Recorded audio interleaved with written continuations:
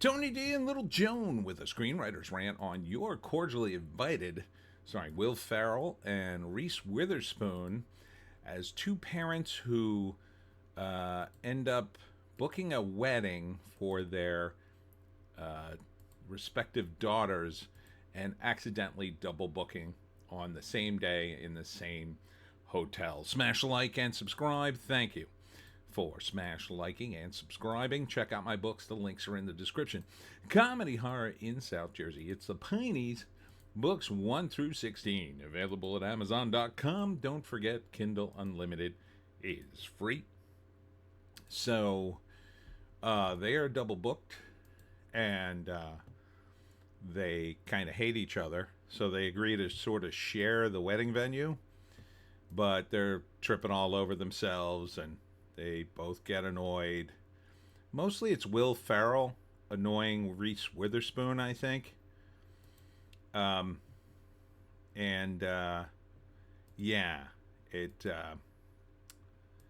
I don't know. It's sort of like the Bridezillas aren't the Bridezillas. It's the parents. Will Farrell kind of plays like, I don't know what his deal is. He's sort of an effeminate dad, I guess. And these are the two brides. These are some of the guests. It looks okay-ish. I don't think it's particularly funny. I think Will Farrell's trying, but he can't carry the movie on his own. And Reese Witherspoon, she's okay, but she's not up to that comedic level, I think. Her reactions are okay. She could be a straight foil to Will Farrell's character, but I don't know. It's rated R for adult situations. The dude from 30 Rock is in it. He's pretty funny. Always plays the same sort of guy. January 30th. That's not a good sign that they're dumping it in January. But I do like that it's a comedy. I like that it's original. I think a lot of it looks like it's aimed at women. So a lot of it seems to be jokes that mostly would amuse women. Because it's a lot of wedding venue, oh, the wedding goes wrong kind of jokes. And there's nothing wrong with that. I think that cuts its appeal to some extent. From the directors of Neighbors and Forgetting Sarah Marshall. Oh, I do like Forgetting Sarah Marshall. I'm not sure about Neighbors, though. I'm not sure which Neighbors that is. But I'm kind of on the fence about it. I would give it a chance only because, as I've always said, we are desperate to get some comedies. Got to get some comedies going. But what I'm seeing is not awful, but it's not blowing me away. It's okay-ish. I'd rather see Will Farrell do a bigger comedy, something where he's, I don't know, like Ricky Bobby or one of the other movies where he plays like a big character. This just seems like Will Farrell. Maybe he's easing his way back into comedies. I don't know. Reese Witherspoon, she's okay for a comedy that's very grounded in reality, like a rom-com. She's fine for that. She's absolutely fine for that. This seems to be trying to go more towards the comedy. I mean, there's a little bit of romance in here, but the bride and grooms aren't main characters. The parents are. So, yeah, I don't know. I don't think Reese Witherspoon was the best choice to play off of Will Farrell. What's the name? Oh God, the guy who co-starred with Will Farrell in Step Brothers. I mean, those two going at it. That would be hilarious. Mark Wahlberg's done movies with Will Farrell going at each other. Like, because Reese Witherspoon is a woman, kind of can't go that hard at Will Farrell. right? It kind of doesn't quite, it's not quite as intense, but yeah, I guess I would give it a chance. I wouldn't go to the theaters for it, but I might check it out on streaming unless I heard it was god awful. So first act, you establish the two sets of parents and bride and grooms, and they both book the same day at this facility. Cut to that day, they're both traveling there. They're sort of giving each other the eye, wondering, why are you going here? Why are we going there? And then they both walk up at the same time, only to discover that, yes, their weddings are in the same facility on the same day. So they work something out. They decide to share the venue, and then they start to drive each other absolutely crazy. Then they start sabotaging each other at some point.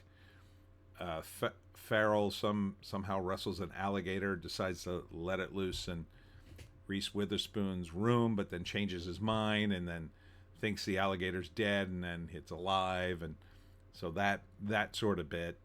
Reese Witherspoon does some sabotaging of her own. You know, at first they're trying to put up with each other, but then they start sabotaging each other, and then finally,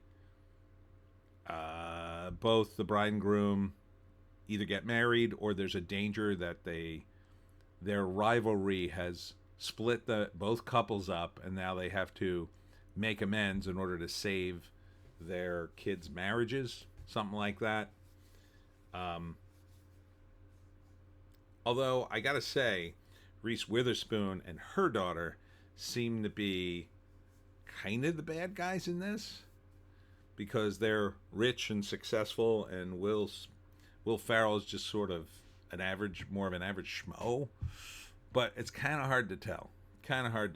Again, I would give it a chance, but I'm leaning towards this is going to be okay. This is a Prime Video deal.